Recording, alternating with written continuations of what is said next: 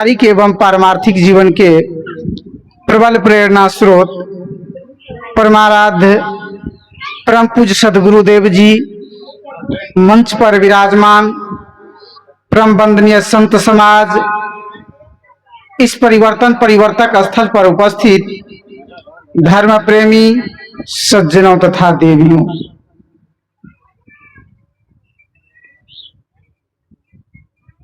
मनुष्य एक विवेकशील प्राणी है। इस जीवन में आपने जमीन खरीदी, इस जीवन में आपने मकान बनाए, इस जीवन में आपने दुकान चलाए, न जाने इस जीवन में आप अपने बेटे को भी सरकारी नौकरी में एडजस्ट किए, लेकिन सब चीज करने के बावजूद भी जीवन में संस्कार को ग्रहण नहीं किए तो सारे धन दौलत वैभव 2 कौड़ी का है। क्योंकि बंदो संस्कार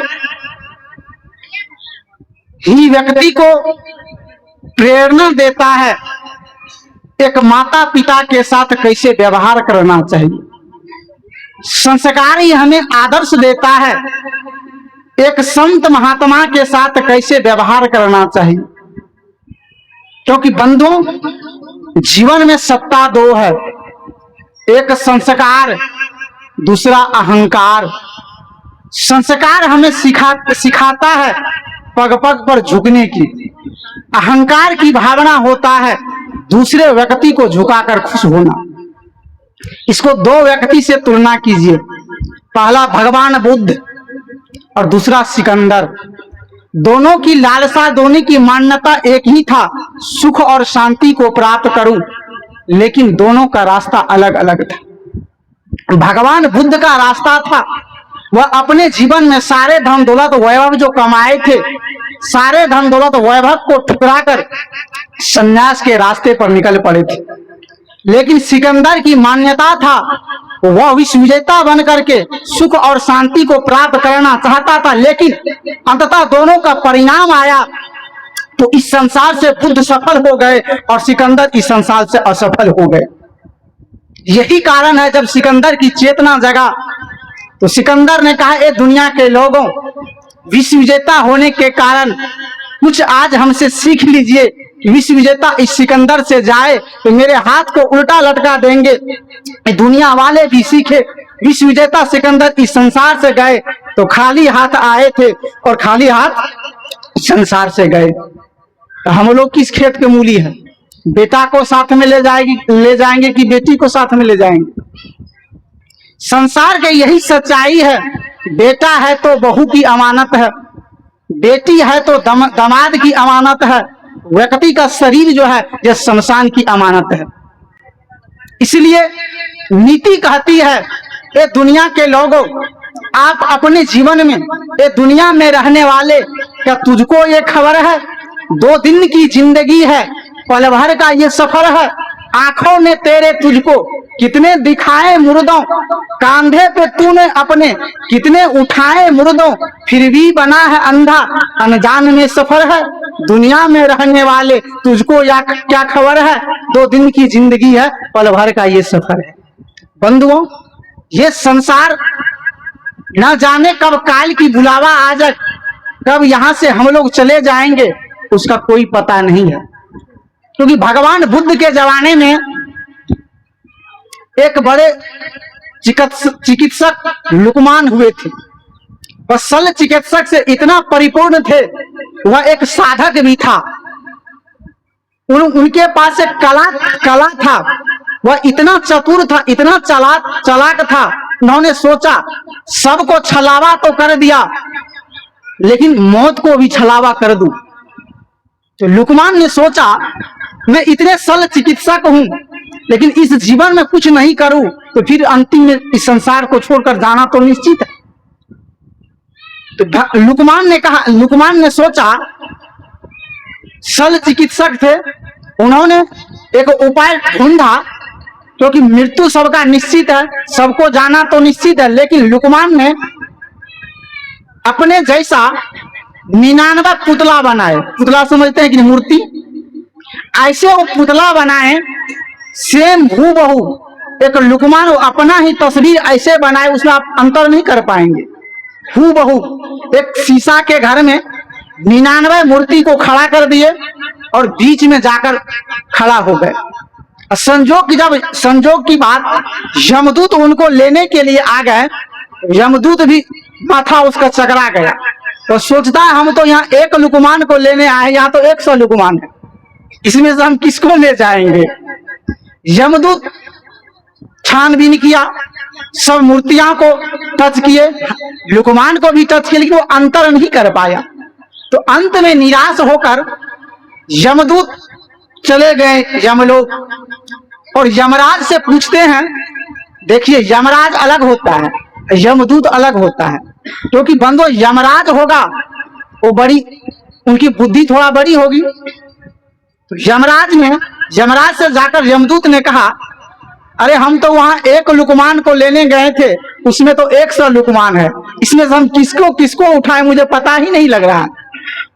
यमराज ने कहा, अरे चलो, तुमको पता नहीं चल रहा तो चलो हम खुद ही चलते हैं। तो यमराज ने सारे यमदूत को खड़ा किए और साथ में लेकर उस लुकमान को लेने के लिए चल दिए। यमराज ही ठिकाना पता के अनुसार उस शीशा के घर में जाकर पहुंचा।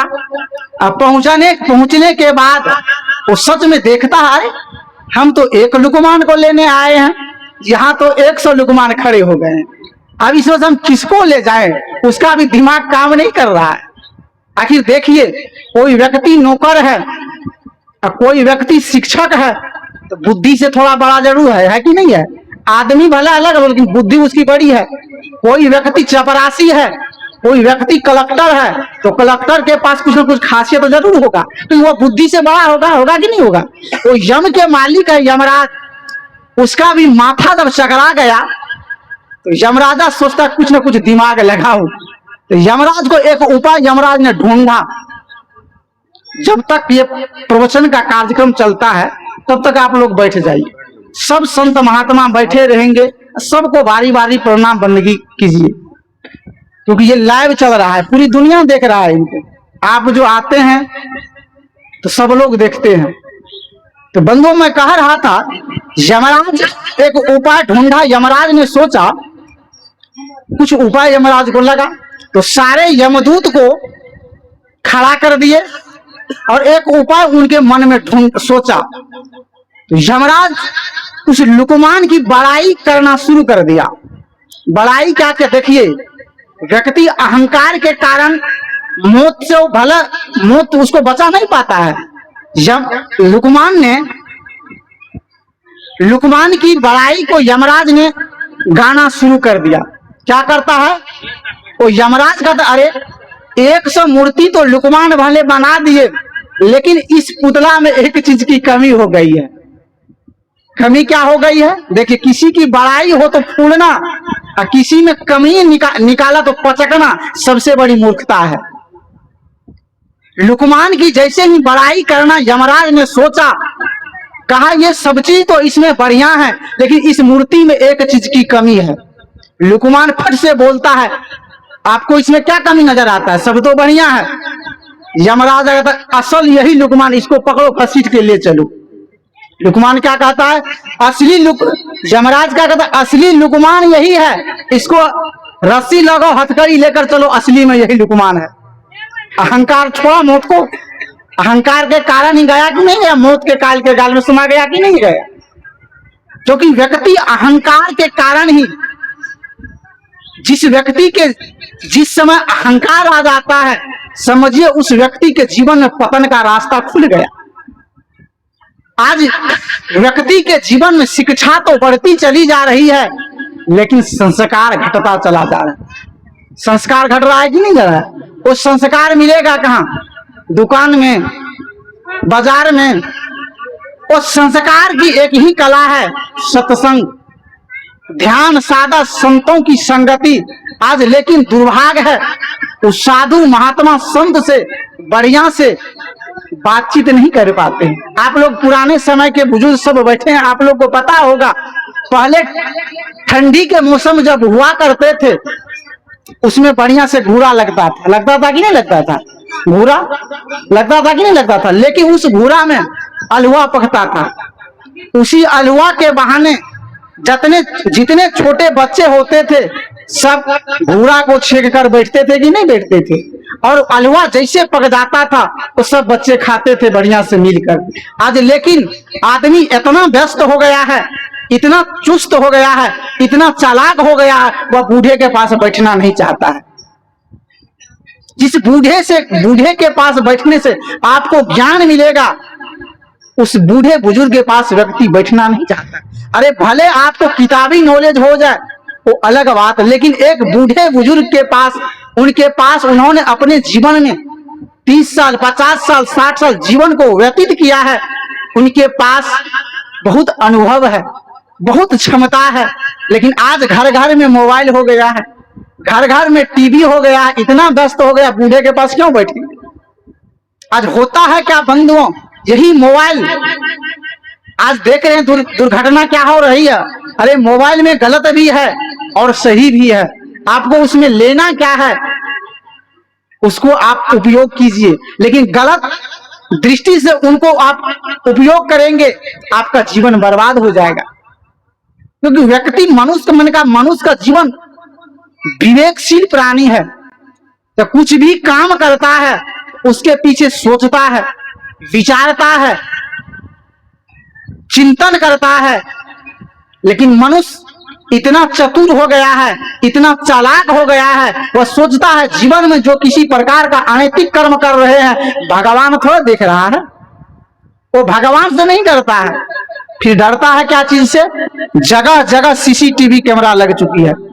भले मनुष्य उस सीसीटीवी कैमरा से डर जाता है लेकिन भगवान से नहीं डरता है। बंधुओं, इस प्रकृति में ऐसा आकाट नियम है, भगवान के पिता को भी कर्म के दायरे में खड़ा होना पड़ता है। इसको स्पष्ट करते हुए महर्षि चाणक्य ने कहा, यथा धेनु सहस्त्रेषु वत्स गच्छति मात्रम।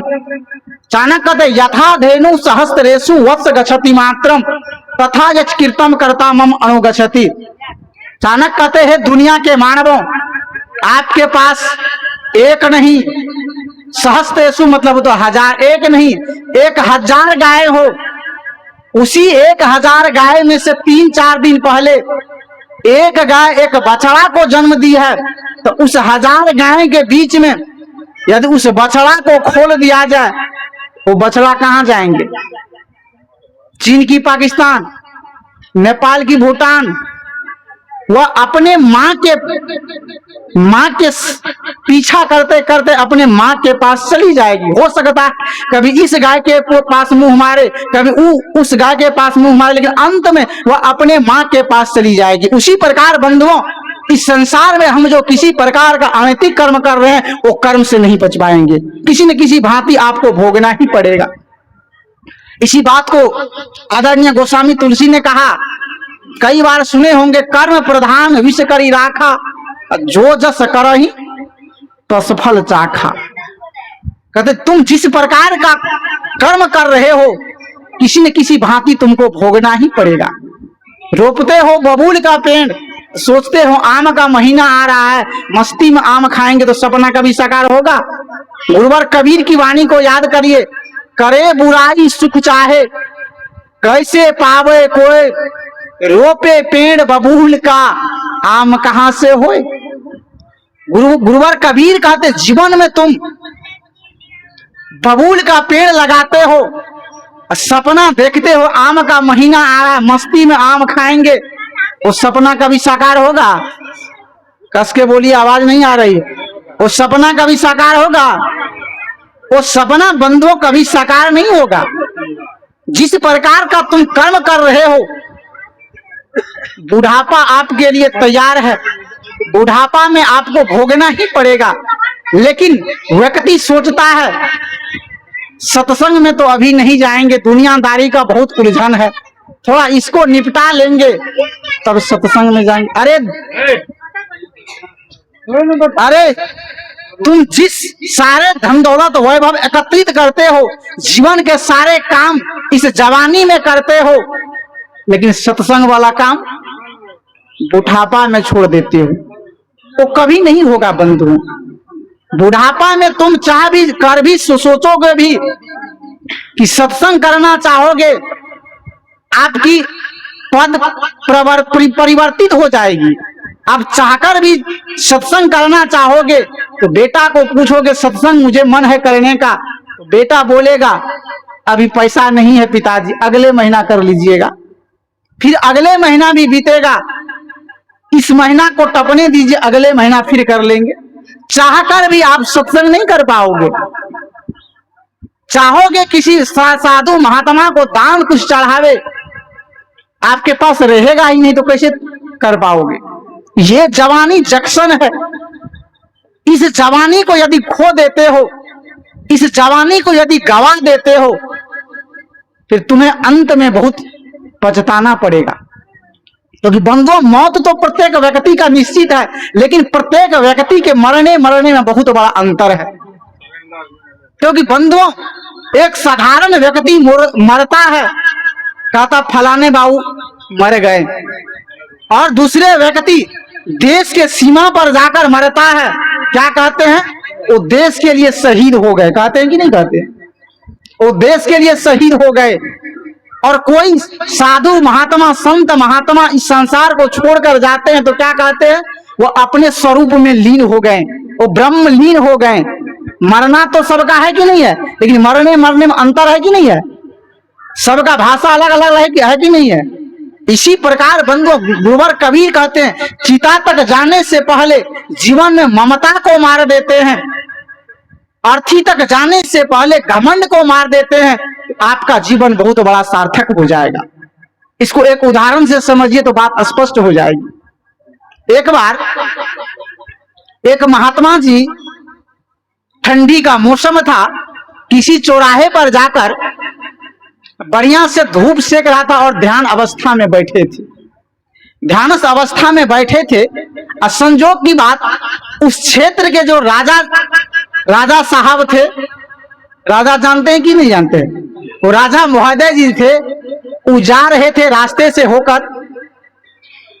राजा जी उस गांव से जैसे ही जा रहे थे, उस क्षेत्र के जितने भी लोग थे सब खड़े होकर राजा को प्रणाम करते थे और दंडवत करते थे। तो राजा मन ही मन मुस्कुराता था और हंसता था, मेरा जीवन तो धन्य हो गया, हम तो इसी जीवन के लिए, मुझे तो इसी जीवन मिला था, मेरा जीवन इसी के लिए मिला था, मेरा जीवन तो धन्य हो गया। थोड़ा देर जाते जाते उस महात्मा के पास जैसे ही गया तो राजा के मन में चूंकि अहंकार आ गया कि मेरा जीवन इसी के लिए, मान सम्मान के लिए मिला है। तो उस महात्मा के नजदीक में जैसे ही गया तो राजा के मन में चूंकि अहंकार तो पहले से आ गया, तो मंत्री को आए, मंत्री रथ को रोको। रथ को जैसे ही रोकवाया, उस महात्मा जी के पास जाकर राजा ने तलवार का नोक थोड़ा शरीर में टच किया, और जैसे ही टच के कतारे, तुमको दिखाई नहीं देता इस क्षेत्र से कौन जा रहा है? इस क्षेत्र के मैं राजा हूं, तुम्हें खड़ा होना चाहिए, मान सम्मान करना चाहिए, तुम्हें थोड़ा अकल नहीं है। महात्मा जी थोड़ा आंख खोले और मुस्कुराना शुरू कर दिए। फिर राजा को और गुस्सा आया, अरे इतना भी तुम्हें अकल नहीं है, ठिठुबोंगे की तरह तुम हंस रहे हो, तुमको ज्ञान ध्यान नहीं है, तुमको खड़ा होना चाहिए, मेरा सम्मान करना चाहिए, तुम मुझे जानते नहीं हो कि मैं कौन हूं। अहंकारी व्यक्ति का पहला लक्षण है, वो फट से बोलेगा तुम मुझे जानते नहीं हो कि मैं कौन हूं। राजा फट से बोला तुम मुझे जानते नहीं हो कि मैं कौन हूं। वो महात्मा मुस्कुराते मुस्कुराते, हंसते हंसते आंख का क्षेत्रफल थोड़ा बढ़ाया। बढ़ाने के बाद महात्मा जी कहता है, बाबू देखो, मैं तुम्हें उस समय से जानता हूं कि तुम खुद अपने आप को नहीं जानता हो, तुम अपना परिचय करवाना चाहते हो। आज बढ़िया से कान खोल कर सुन लो, तुम अपना परिचय ही करवाना चाहते हो तो कान खोल कर सुन लो। ये केवल राजा का परिचय नहीं है, हम लोग जो यहाँ बैठे हैं सब लोगों का परिचय है। महात्मा राजा ने कहा फिर बताइए आगे। महात्मा जी कहते देखिए, तुम किसी पिता के शरीर में मौजूद थे, थोड़ा दिन बीतने के बाद फिर किसी औरत से तुम्हारी शादी हो जाती है। शादी होने के बाद मांस के थोड़ा लौतड़ा के रूप में मां के गर्भ में तुम अवस्थित हो। तुम वही व्यक्ति हो, तुमको मैं बढ़िया से पहचानता हूं, तुम वही व्यक्ति हो, मैं तुमको बढ़िया से पहचानता हूं। और जैसे समय बीतेगा, समय बीतने के बाद 9 महीना तुम गर्भ धारण करके फिर बाहर निकलोगे। निकलने के बाद बच्चे होगे, बचपना बीतेगा, फिर तुम्हारी पढ़ाई किसी शिक्षक महोदय के पास एडजस्ट कर दिया जाएगा। एडजस्ट करने के बाद होमवर्क तुम्हें शिक्षक महोदय के द्वारा दिया जाएगा, और यदि होमवर्क याद नहीं रहेगा तो मास्टर साहब मार डंटी से तुम्हें हाथ लाल कर देंगे। तुम वही व्यक्ति हो, तुमको मैं बढ़िया से जानता हूं, तुम वही व्यक्ति हो, तुमको मैं बढ़िया से जानता हूं। कुछ दिन के बाद फिर समय बीतेगा। समय बीतने के बाद जवानी तो ढल जाएगी। जवानी जैसे ही ढलेगी तो बुढ़ापा तो आना निश्चित है। बुढ़ापा आना निश्चित है कि नहीं है? जैसे बुढ़ापा आएगा, तुम जो 60-70 लाख का मकान बनाए हो, उस मकान में से तुमको बढ़िया से निकाल देंगे। किसी बगल में फूस के झोपड़ी में तुम्हारा आसन दे दिया जाएगा। उसी आसन के ऊपर एक चचियाने वाला पंखा तुम्हें लटका दिया जाएगा। और जैसे ही चचियाने वाला पंखा लटका देंगे, बगल में एक टेबल रख दी जाएगी, और टेबल रखने के बाद उस पे कुछ दवाइयां होगी, फिर बीपी नापने वाले मशीन होगी। यहां तक तुम्हारे पास उतना ताकत भी नहीं रहेगा, तुम खुद खांस पाओगे। तुम वही व्यक्ति हो, तुमको मैं बढ़िया से पहचानता हूं, तुम वही व्यक्ति हो, तुमको मैं बढ़िया से पहचानता। थोड़ा फिर समय बीतेगा। समय बीतने के बाद इस संसार से प्रत्येक व्यक्ति को जाना तो निश्चित है। समय बीतने के बाद तुम इस संसार को छोड़कर इस संसार में तुम मर जाओगे। मरने के बाद बढ़िया से अर्थी सजा देंगे। अर्थी सजाने के बाद चोरों की भांति बिना छीले मोटे हुए बांस की चचरी बना देंगे। उसमें चोरों की भांति रस्सी से बढ़िया से कस देंगे और राम नाम की नारा लाकर शमशान घाट ले जाएंगे। 2 मुट्ठी राख में धू करके जल जाओगे। तुम वही व्यक्ति हो, तुमको मैं बढ़िया से पहचानता हूं, तुम वही व्यक्ति हो, तुमको मैं बढ़िया से पहचानता हूं। बंधुओं, फिर अहंकार किस बात की, अभिमान किस बात की? मैंने कल भी कहा था, जिंदगी एक किराए का घर है, एक न एक दिन बदलना पड़ेगा। मौत जब तुमको आवाज देगी, घर से बाहर निकलना पड़ेगा। वहां लाख बहाना करेंगे, लाख प्रयास करेंगे, नहीं चाहते हुए भी तुमको बढ़िया से चमेटा देकर घर से बाहर निकाल देंगे। 2-2 मुट्ठी राख में धू करके आप जल जाएंगे। यही जीवन की हालत है। लेकिन व्यक्ति अंतिम परिणाम को याद नहीं करता है, अंतिम समय के बारे में सोचता नहीं। अरे जिस रिश्ते और नाते के लिए तुम शोषण करते हो, उत्पीड़न करते हो, वो रिश्ते नाते तुम्हें साथ में नहीं जाएंगे। फिर शोषण उत्पीड़न करने की बात कहां से आई? बंधुओं, ये मानव जीवन तब सार्थक है। गोस्वामी तुलसी ने कहा, क्षितिजल पावक गगन समीरा, पंच रचिय अधम शरीरा। अधम मतलब क्या होता है? ऊंच की नीच। अधम मतलब ऊंच की नीच, अधम मतलब नीच। अरे बंधुओं, इस संसार में कोई व्यक्ति कोई छोटा नहीं है, कोई बड़ा नहीं है, कोई ऊंच नहीं है, कोई नीच नहीं है, सब बराबर है। शायर ने कहा, लाखों मुफल्लिस हो गए, लाखों तबंगर हो गए। उर्दू लफ्ज है। मुफल्लिस का मतलब होता है धनवान अमीर, और तबंगर का मतलब होता है निर्धन गरीब। शायर कहते लाखों मुफल्लिस हो गए, लाखों तबंगर हो गए, लेकिन खाक में मिले तो दोनों बराबर हो गए। अर्थात एक गरीब व्यक्ति मरता है, एक अमीर व्यक्ति मरता है, दोनों की राख को लाइए। राख समझते हैं कि नहीं समझते? दोनों की राख को लाइए और दोनों की राख को मिलाइए, पता होगा ये गरीब वाला राख है कि अमीर वाला। आवाज नहीं आ रही कस के बोलिए, पता होगा। आप वहां पता नहीं कर पाएंगे ये गरीब वाला राख है कि अमीर वाला राख, वह सब बराबर है। फिर अहंकार किस बात की, अभिमान किस बात की, घमंड किस बात की? जमीन ज्यादा खरीद लिए, मकान बढ़िया बना लिए, उस बात की? अरे विश्व विजेता सिकंदर से ज्यादा धन दौलत कोई नहीं कमाया अभी तक, आगे भी नहीं कमाएगा। वो विश्व विजेता संसार को जीत लिया था, लेकिन वह भी इस संसार से खाली हाथ गए। तो हम लोग किस खेत के मूली है, किस खेत के मूली है? कुछ भी लेकर बंधुओं नहीं जाएंगे। जीवन में जो कृति कर रहे हैं, जीवन में जो कर्म कर रहे हैं, वो संस्कार जो कमा रहे हैं, वही हमारे आपके साथ चलेंगे बंधुओं। बाकी तो सब छोड़कर यहाँ से प्रत्येक व्यक्ति को जाना निश्चित है। पंजाब में एक घटना से समझो, सच्ची घटना, एक सेठ बहुत धन दौलत कमाया, लेकिन जीवन में कभी संत महात्मा के घर में आना जाना उसके नहीं। वो सेठ का जब अंतिम परिणाम आया तो तीनों बेटवा को बुलाया, क्योंकि बेटा प्रिय होता है। बेटा के लिए ही व्यक्ति किसी का गला रेतता है, बेटा के चलते ही किसी का शोषण करता है, किसी का उत्पीड़न करता है। सेठ उसी का नाम होता है जो 10 रुपये का 20 रुपये बनाए, 20 रुपये का 50 रुपये बनाए, सेठ उसी का नाम होता है। तो सेठ ने जीवन में जो अनैतिक कर्म करके धन दौलत कमाए थे,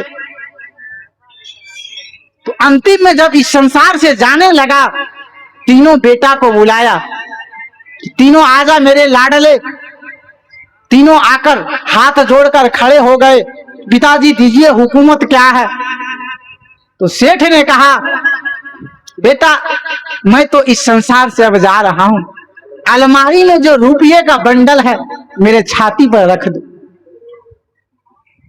पुत्र कहता है, पिताजी ये जो जीवन में अलमारी में बंडल जो रुपये का है, ये तो राख हो जाएंगे, ये तो जल के यही मिट जाएंगे, ये कुछ भी साथ में नहीं जाएंगे। सेठ ने कहा, मुझे भी पता है साथ में तो कुछ नहीं जाएगा, लेकिन सुकून हो जाएगा कि अलमारी में बहुत रुपये का बंडल रखे थे।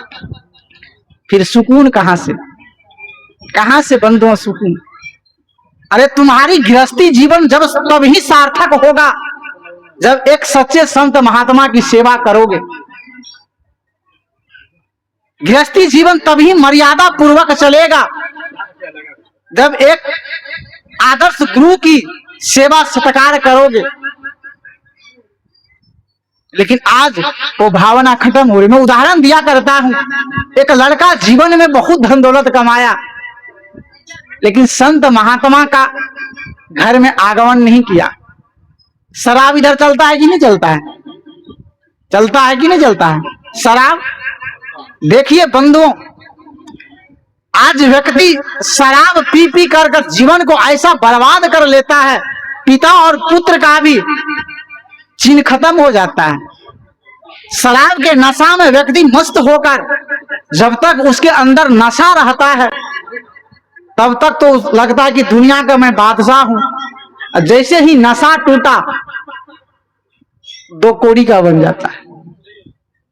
वो लड़का जीवन में तो काफी धन दौलत कमाया, लेकिन संतों को कभी घर में बुलाया नहीं, कभी दान धर्म नहीं किया। संजोग की बात, उस लड़का को बोतल का आदत लग गया। बोतल पीते पीते एक दिन वो लड़का सारे धन दौलत वैभव को बेचकर बोतल पीकर मस्त हो गया और चौराहे पर जाकर रोना शुरू कर दिया। संजोग की बात, उसी रास्ते से होकर एक फकीर बाबा जा रहे थे। क्योंकि महात्मा लोग, फकीर बाबा जो होते दयालु होते हैं। किसी व्यक्ति को रोने जैसे वो लड़का को रोते हुए देखा, वो फकीर बाबा के अंदर दया आ गई। वो फकीर बाबा जाकर उस लड़का से पूछता है, बेटा क्यों रोते हो? रोने का क्या कारण है? क्या हुआ? क्यों रोते हो? वो लड़का रोते रोते आंख मलते मलते कहता है, बाबा देखिए, जीवन में बहुत धन दौलत कमाए, जीवन में बहुत रुपये पैसे कमाए, लेकिन सारे धन दौलत वैभव सब बिक गया, सब लूट गया, सब बिखर गया। बैठ जाइए सब, बोलिए सदगुरुदेव की। वो लड़का जैसे ही कहा जीवन में बहुत धन दौलत वैभव कमाए, सारा बिक गया, सब लूट गया, सब बिखर गया। जैसे महात्मा ने सुना, फकीर बाबा ने सुना, फकीर बाबा को लगा सब ये लड़का शराब वगैरह पीता है, इसीलिए इसका यह हालत दुर्दशा हो गया। उस फकीर बाबा ने उस लड़का को समझाने लगा, बेटा देखो, यह मानव का जीवन मिला है, इस मानव के जीवन में चाय पान मांस, मछली, मदिरा, मादक द्रव, गांजा, भांग, बीड़ी, सिगरेट, खैनी, जर्दा, न जाने किन किन आजकल ये पुड़िया सब चला है, बेटा इनको नहीं लेना। ये मानव के जीवन के लिए दुखदाई ही दुखदाई है। कदापि बेटा इनको कभी उपयोग नहीं करना, नहीं तो तुम्हें दुख ही दुख मिलेगा। लड़का को जैसे ने वो फकीर बाबा कहा, वो नशा में तो मस्त था। लड़का कहता बाबा आपको पता नहीं है, यदि एक पैक आप लगा लीजिएगा ना तो सत्संग भजन सब आप छोड़ दीजिएगा। आप एक पैक तो लगाइए, आपको पता नहीं है। जैसे ही लड़का ने कहा महात्मा जी को, तो महात्मा जी कहता बेटा नहीं, मेरी बात मान लो, तुम्हें बहुत दुर्दशा होगा, मेरी बात को समझ लो। तो लड़का ने कहा नहीं बाबा हम इनको छोड़ने वाले नहीं है। ये लड़का ने कहा बाबा हम इनको छोड़ने वाले नहीं है। तो महात्मा ने कहा तब क्या करोगे? लड़का कहता सुनिए बाबा,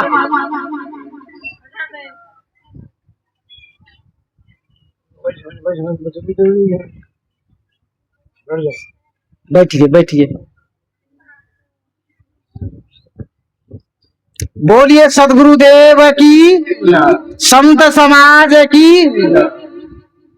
वो लड़का कहता बाबा हम इनको छोड़ने वाले नहीं है। तो महात्मा ने कहा फिर क्या करोगे बेटा? तो लड़का कहता सुनिए बाबा, बांध लेंगे 2-4 बोतल कफन में। ये कौन कह रहा है? वो लड़का कह रहा है महात्मा जी को, फकीर बाबा को, सुनिए बाबा बांध लेंगे 2-4 बोतल कफन में, कब्र में बैठकर पिया करेंगे, खुदा जब आएंगे हिसाब लेने उसको भी 2-4 पैक दिया करेंगे।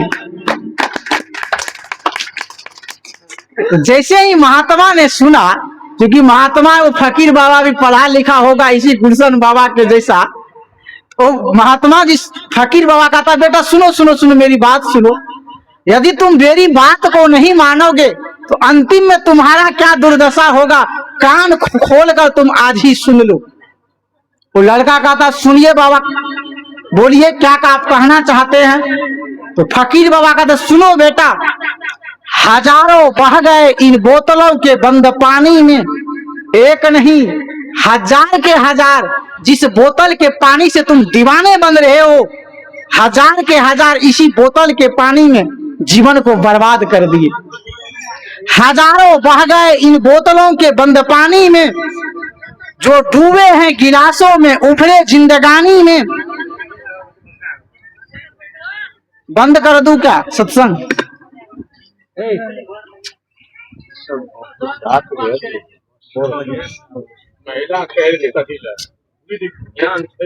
बोलिए सदगुरुदेव की। आप जो किसी प्रकार का यहाँ कर रहे हैं, किसी भी प्रकार यहाँ जो कर रहे हो, दुनिया देख रही है लाइव उस पे। बोलिए सदगुरुदेव की। वो फकीर बाबा का तो सुनो बेटा, हजारों बह गए इन बोतलों के बंद पानी में, जो डूबे हैं गिलासों में उभरे हैं जिंदगानी में। ये तेरे हाथ का प्याला है, तेरी मौत का प्याला है, घुला है जहर शरबत में, छुपी है आग पानी में। ना कर बर्बाद अपनी जिंदगी बोतल के दीवानों, वो काटेगा बुढ़ापा में जिसने तू बोया है जवानी में, वो काटेगा बुढ़ापा में जिसने तू बोया है जवानी में। बंधुओं, मैंने कहा किसी भी प्रकार का अनैतिक कर्म कर रहे हैं, सोचते हैं हम जवान है, लेकिन विवेक लगाइए वो बुढ़ापा आ रहा है भोगने के लिए। प्रत्येक व्यक्ति को भोगना निश्चित है। साहब जाएंगे तब ना, बोलाइए साहब जी को। ये बुढ़ापा निश्चित है, प्रत्येक व्यक्ति को निश्चित भोगना ही पड़ेगा। प्रेम से बोलिए सुखदेव की जय। हमारे से होकर जो क्रांतिकारी संत श्री भारत साहब जो आए हैं, मंचासीन होकर के अपना व्यक्त रूप में मीठी वाणी मीठी वचनों से सुरकार को खुशी करें और अभिनव अनुकर कृपा करें। आपकी समय हो चुका है साहब जी। प्रेम सोने संगे की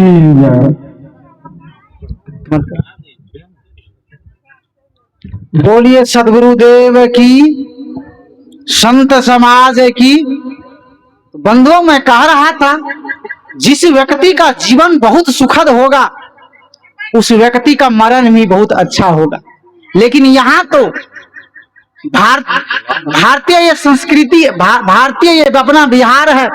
जीवन में कुछ भी अनैतिक कर्म करो, जीवन में कुछ भी कदाचार व्यभिचार करो, जीवन में कुछ भी करो, शोषण करो, उत्पीड़न करो, पंडितों के द्वारा या कार्ड के माध्यम से वो प्रेस में ऐसा फरमा छपा हुआ है, कुछ भी करिए आप सीधा स्वर्ग चले जाएंगे। क्योंकि यहाँ बड़े बड़े पंडितों हैं, संजीव बिलाजुल साहब बड़े बड़े पंडितों हैं, वो सीधा आपको स्वर्ग में ट्रांसफर कर देंगे। बंधुओं, कदापि नहीं होगा। क्योंकि ये कार्ड जब आपकी छपाई होती है उसमें पहला पंक्ति क्या होता है, अत्यंत दुख के साथ सूचित कर रहा हूं कि मेरा फलाने देवी या देव स्वर्गवास हो गए। लिखा रहता है कि नहीं रहता है? अरे स्वर्गवास हो गए तो दुख के साथ सूचित क्यों कर रहे हो, क्यों कर रहे हो? इसी बात को एक एक उदाहरण से समझिए तो बात स्पष्ट हो जाएगी। तब तक में श्री साहिब जी भी आ जाएंगे। एक बार स्वामी विवेकानंद से एक दार्शनिक ने पूछा था, आप लोग दिन रात ध्यान साधना गुरु भक्ति भजन सत्संग भजन क्यों करते हैं, आप क्या चाहते हैं? तो स्वामी विवेकानंद ने कहा, हम लोग सत्संग भजन ध्यान साधना इसीलिए करते हैं, हम लोग स्वर्ग चाहते हैं। क्योंकि प्रायः लोग स्वर्ग की भाषा बढ़िया से समझ लेते हैं। तो स्वामी विवेकानंद ने कहा, हम लोग स्वर्ग चाहते हैं इसीलिए सत्संग भजन करते। वो दार्शनिक ने कहा, आपको स्वर्ग ही चाहिए, ये सत्संग भजन करने की कोई आवश्यकता नहीं है।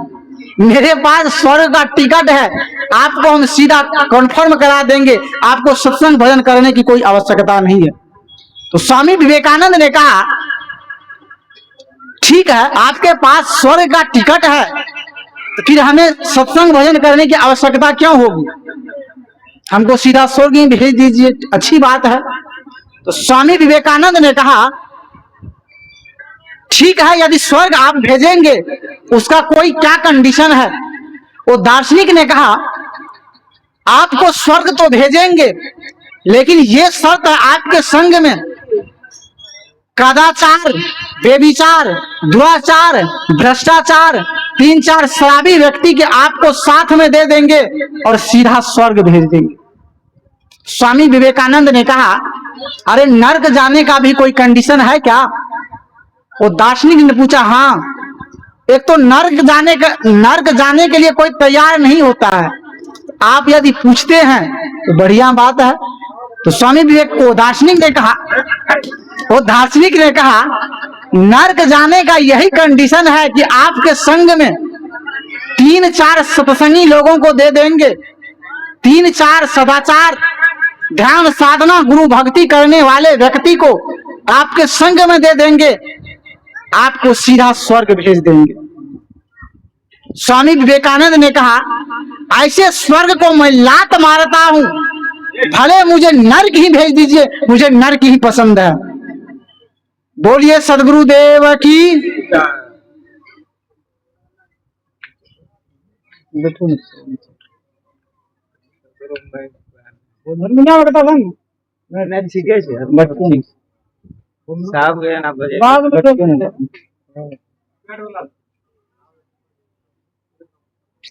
बोलिए सदगुरुदेव की। उस दार्शनिक ने पूछा, दुनिया के प्रत्येक व्यक्ति स्वर्ग जाना पसंद करते हैं लेकिन आप नर्क जाना क्यों पसंद करते हैं?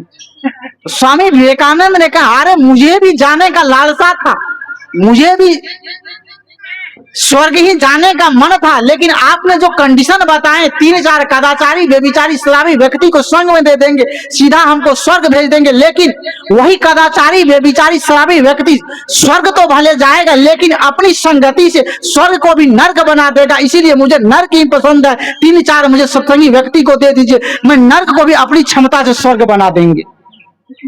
इसीलिए बंधुओं, उस संगति एक माहौल प्रभाव चुनता है कि आप नर्क जाना चाहते हैं, स्वर्ग जाना चाहते हैं। आपकी संगति ठीक है, आप नर्क को ही स्वर्ग बना दे, क्योंकि साधु महात्मा जहां जाते हैं वो स्वर्ग वहीं बन जाता है। ये पंडितों के पंडितों से दर्शन इनका अलग अलग है। ये सदगुरु कबीर की दर्शन की योगदान है, क्योंकि सदगुरु कबीर के दर्शन में कोई आडंबर नहीं है। सदगुरु कबीर के दर्शन में कोई पाखंड नहीं है। क्योंकि दुनिया में आप किसी मजहब में चले जाइए, दुनिया में आप किसी पंथ में चले जाइए, लेकिन आप इस संसार को छोड़कर चले जाएंगे। जब आपकी अर्थी सजाई जाएगी, आपको शुद्ध कबीर पंथी का भेष दिया जाएगा। यही जीवन में जो कितने भी महंगे कपड़े पहने हो, सब कपड़े को उतार देंगे। 75 टका वाले यही कफन बढ़ा के राम नाम सत्य नारा लगाकर शमशान घाट में दूध राख करके जल जाओगे। यही जीवन की सच्चाई है। ये सदगुरु कबीर की दर्शन मुझे प्रेरणा देता है। बंधुओं, समय से समाप्त भी करना है। श्री साहेब जी भी मंचासीन हो चुके हैं। मुझे भी, हम लोग जितने लोग हैं सब लोग तो श्री साहेब जी को ही सुनने आए थे, लेकिन थोड़ा समय मिल गया। मिलने के दरमियान में मैंने आप लोगों के बीच थोड़ा कुछ निवेदन करने का प्रयास किया। इतने धैर्यता पूर्वक आप लोगों ने मेरी बात को सुना, बहुत बहुत साधुवाद देते अपने वाणी को देता हूं विराम।